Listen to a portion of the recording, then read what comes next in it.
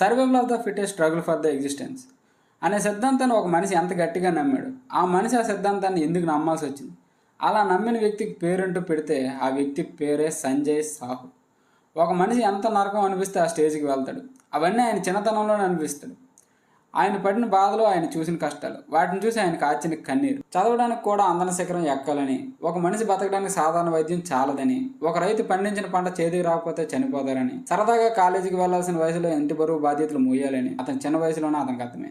ఊహ తెలియని వయసులో సొంత తమ్ముడిని, ఊహ తెలిసాక తండ్రిని, తండ్రి చనిపోయిన 6 గంటలకి తల్లిని కూడా కోల్పోతాడు. అలా ఏమీ తోచని పరిస్థితిలో ఆయన మొట్టమొదట ఎదిరించాలి అనుకున్నది పెద్దరికం.